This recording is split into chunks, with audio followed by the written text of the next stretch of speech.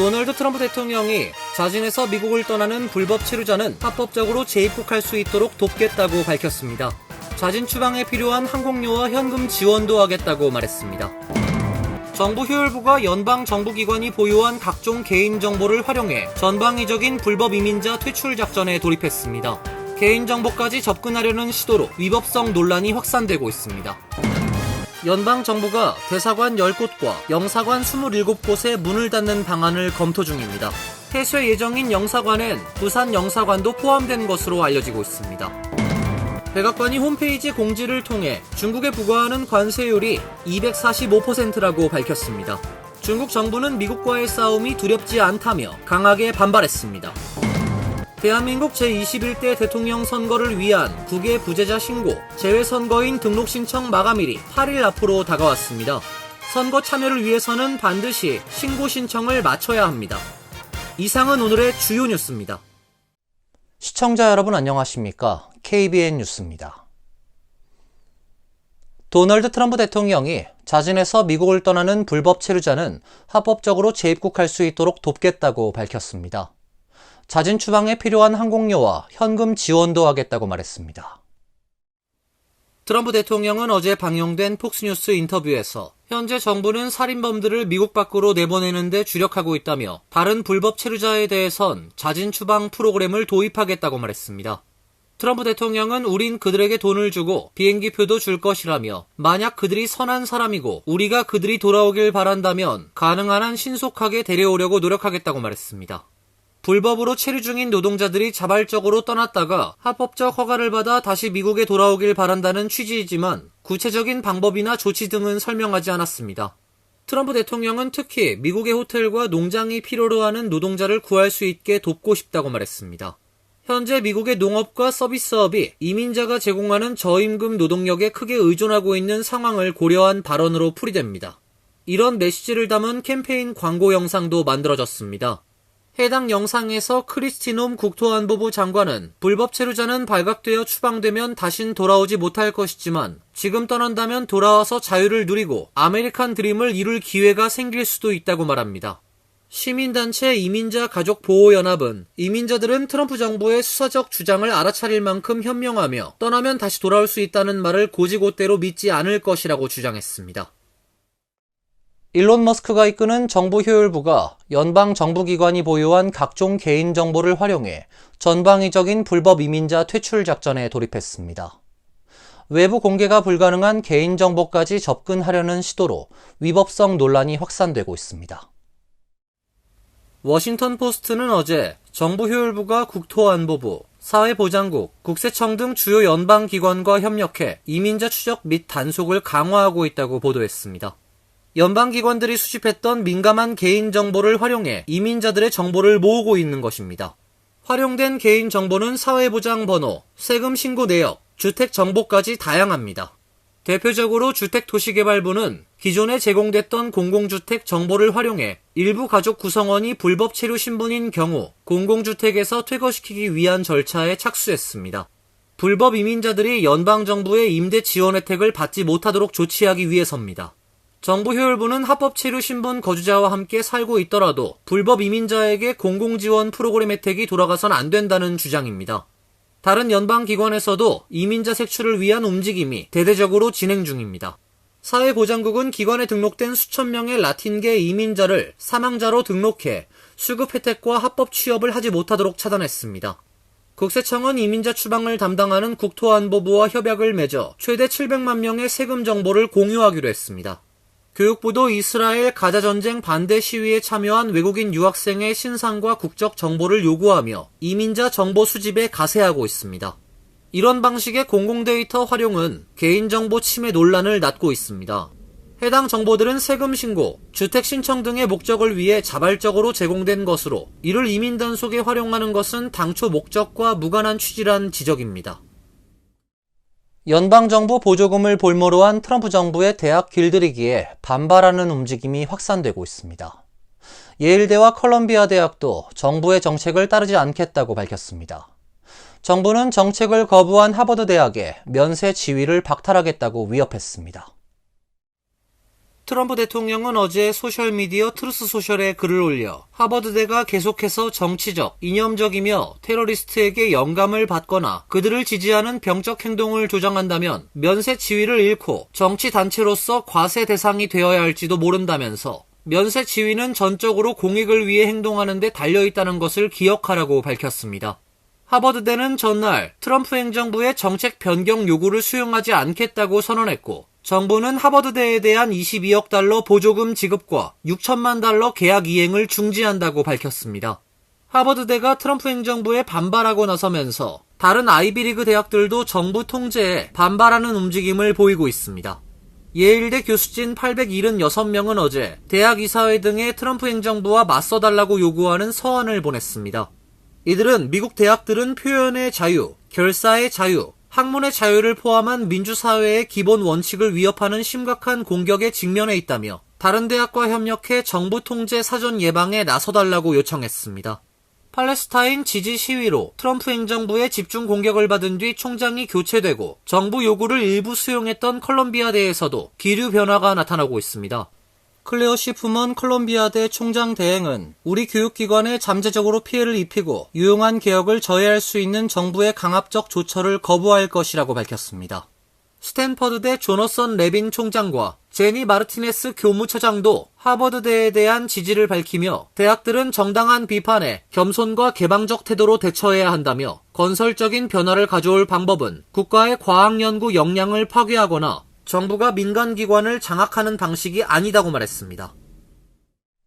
연방정부가 대사관 10곳과 영사관 27곳에 문을 닫는 방안을 검토 중입니다.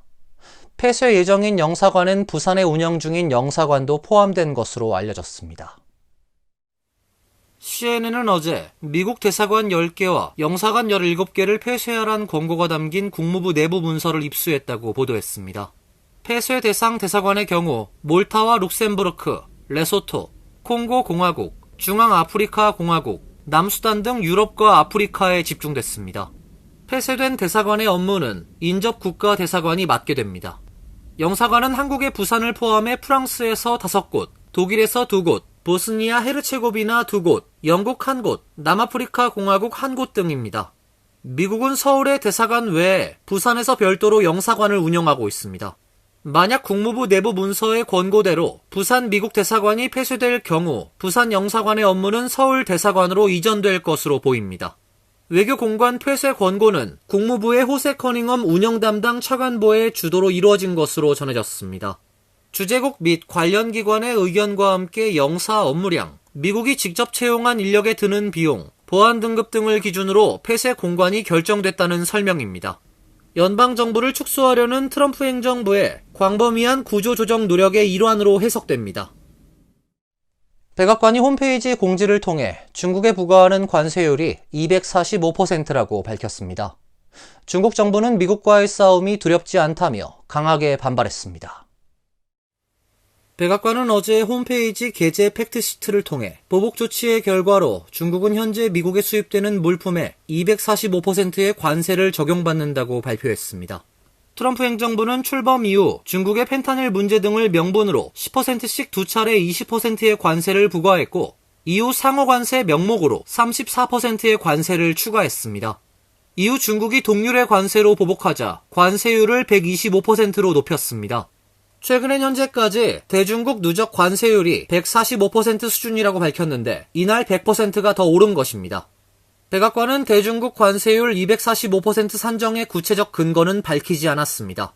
뉴욕타임스는 최근 트럼프표 관세 분석 기사에서 2025년 전에 부과된 주사기 관세를 거론했습니다. 보도에 따르면 바이든 행정부 시절인 지난해 9월 미국은 주사기와 주사바늘에 100% 관세를 부과했는데 이를 반영하면 대중국 관세가 최고 245%가 된다는 것입니다. 이 같은 관세율에 대해 중국 정부는 결코 싸움이 두렵지 않다며 반발했습니다. 린젠 중국 외교부 대변인은 오늘 정례 브리핑에서 구체적인 세율 수치는 미국에 물어보라며 중국은 관세 문제에 대한 엄정한 입장을 이미 수차례 명확히 했고 이번 관세 전쟁은 미국이 시작한 것이라고 밝혔습니다. 미중 관세 전쟁이 과속화되고 있는 가운데 중국의 공장에서 촬영된 고가 소비재 상품의 원가 폭로 영상이 온라인에서 폭발적인 관심을 받고 있습니다. 미국의 관세 정책을 비판하기 위해 중국이 의도한 여론전이란 관측도 나오고 있습니다. 최근 동영상 공유 플랫폼인 틱톡과 SNS X에는 에르메스 명품 가방, 나이키 운동화, 운동복 브랜드 룰루레몬 레깅스 등 유명 브랜드 제품들의 제조 원가를 공개하는 영상들이 확산하고 있습니다. 이들 영상은 별다른 진위 확인 없이 급속도로 퍼지고 있으며 일부 영상은 수백만 건 이상 조회수를 기록하며 파급력을 보여주고 있습니다. 지난 13일 X에서는 초고가 명품으로 꼽히는 에르메스 버킨백의 원가가 1,395달러인데 실제 판매가는 38,000달러에 달한다는 내용의 영상이 공개됐습니다. 영상 속 중국 공장 관계자는 유창한 제작에 필요한 가죽과 각종 부자재 등의 원가를 각각 상세히 설명하면서 버킨백 가격의 90%는 에르메스 로고 값이라고 주장했습니다. 또 다른 틱톡 인플루언서는 미국에서 100달러 이상에 판매되는 룰루레몬 요가 레깅스가 중국 공장에서 사실 5에서 6달러에 만들어진다면서 자재와 장인 정신은 기본적으로 동일하다고 폭로했습니다.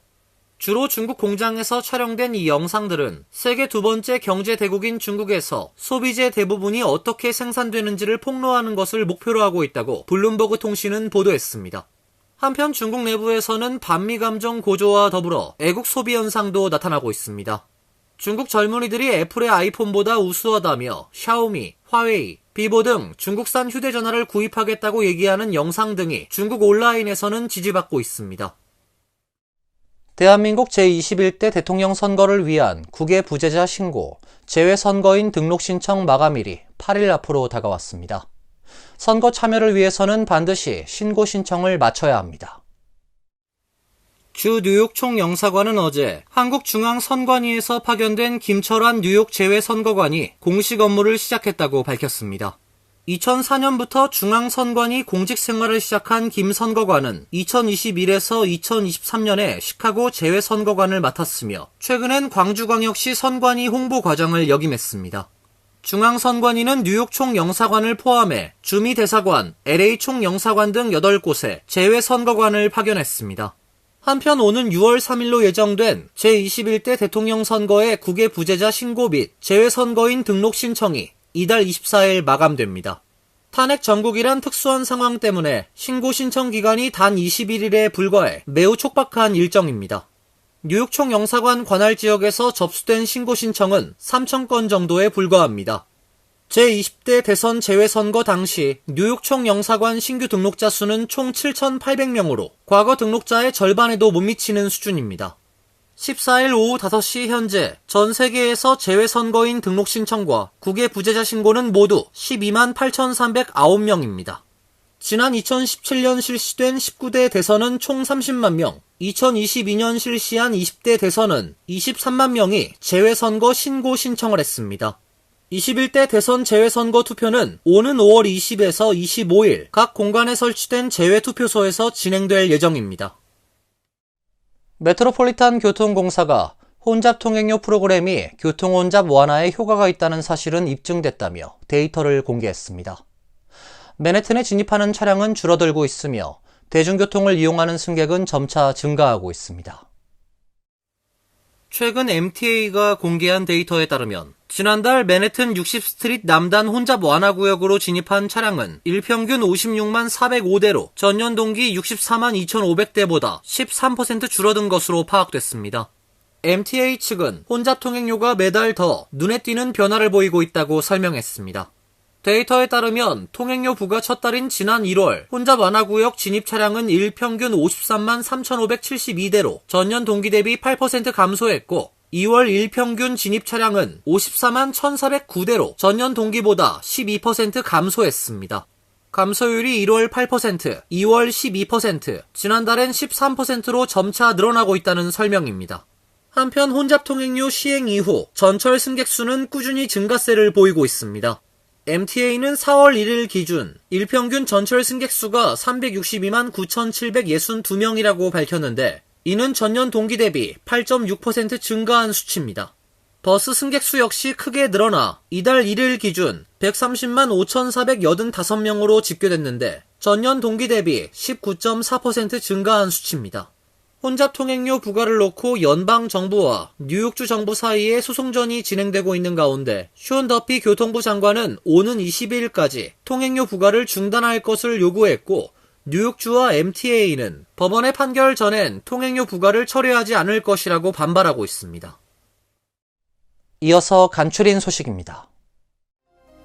재외동포청이 제19대 세계 한인의 날 유공포상 후보자를 공개 모집합니다. 오는 10월 5일 세계 한인의 날을 맞아 시행되는 포상은 재외동포의 권익신장과 대한민국 및 동포사회 발전에 기여한 유공자를 대상으로 하며 추천 접수는 오는 5월 6일까지입니다. 포상 종류는 국민훈장, 국민포장, 대통령, 국무총리, 재외동포청장 표창 등이며 혼격별로 최소 5년에서 15년 이상의 공적이 요구됩니다. 추천 대상은 재외동포 및 국내 유공자로 개인 또는 단체이며 주요 공적으로 현지 정착 및 지위 향상, 한인 정체성 강화, 글로벌 네트워크 구축, 인재 양성 지원 등이 포함됩니다. 재외동포청은 추천된 후보자 중 약 100명을 1차 선정해 공개 검증을 거친 뒤 포상공적심사위원회 심사와 국무회의 의결, 대통령 재가를 통해 10월 최종 수상자를 발표할 예정입니다. 지역 경찰에 따르면 어제 오후 1시 직후 텍사스 댈러스 남부에 있는 윌머 허친스 고등학교에서 총격이 발생해 학생 4명이 다쳤습니다. 이 학교에 재학 중인 학생들은 사건 당시 7발의 총성이 들렸다고 말했습니다. 경찰은 기자회견에서 이번 사건으로 학생 4명이 다쳤으며 현재 병원에서 치료받고 있다고 밝혔습니다. 부상자들 가운데는 상태가 심각한 환자도 있는 것으로 전해졌습니다. 당시 학교에는 약 900명의 학생이 등교했으며 사건 당시 교내에서 대피했다가 상황이 종료된 뒤 부모 등 보호자에게 인계됐습니다. 당국은 오후 2시 20분께 교내에 더는 위협이 없으며 안전이 확보됐다고 밝혔습니다. 홍콩 우정국은 오늘 홈페이지를 통해 미국을 대신해 소위 관세를 징수하지 않을 것이며 미국행 물품이 포함된 우편물의 접수를 중단할 것이라고 밝혔습니다. 우정국은 미국 정부는 앞서 홍콩에서 미국으로 보내는 우편물에 대한 소액 물품 면세 정책을 폐지하고 5월 2일부터 미국으로 향하는 물품이 포함된 우편물에 대해 관세를 인상하겠다고 발표했다며 미국은 불합리하고 가학적이면서 지나친 관세를 부과하고 있다고 지적했습니다. 이에 따라 지상 우편의 경우 이날부터 미국으로 보내는 물품은 접수가 즉시 중단되며 항공 우편의 경우 오는 27일부터 미국행 우편물을 접수하지 않기로 했습니다. 뉴욕시 교통국은 오는 26일 토요일 지구의 날 55주년을 기념해 5개 보로 전역에서 오픈 스트릿 행사를 진행한다고 밝혔습니다. 이에 따라 맨해튼 브로드웨이 일부 구간, 퀸즈 우드사이드 애비뉴 구간, 브루클린 오 애비뉴 일부 구간 등 시내 54개 지역에 차량 통행이 제한되고 그곳에서 오픈 스트릿 행사가 진행됩니다. 행사 시간은 오전 10시부터 오후 4시까지이며 자세한 이벤트 장소는 뉴욕시 교통국 웹사이트에서 확인 가능합니다. 뉴욕시는 지구의 날을 맞아 26일 하루 동안 시리바이크를 30분 무료 이용할 수 있는 기회도 제공합니다. 환율과 증권 소식입니다.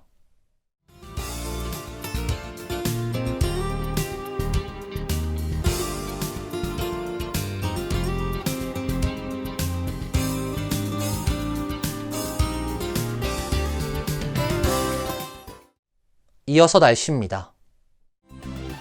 내일은 맑고 화창한 날씨가 예상됩니다. 낮 최고 기온 62도, 섭씨 16도, 밤 최저 기온은 47도, 섭씨 8도로 예상됩니다. 금요일은 대체로 맑은 날씨가 예상됩니다. 토요일은 구름이 많아지겠습니다. 지역에 따라 소나기가 예보되어 있습니다. 이상으로 KBN 뉴스를 마칩니다. KBN과 함께 즐거운 시간 되시길 바랍니다.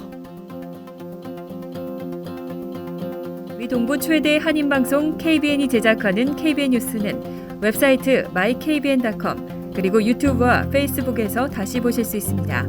좋아요, 구독, 알림 설정은 뉴스 제작에 큰 도움이 됩니다.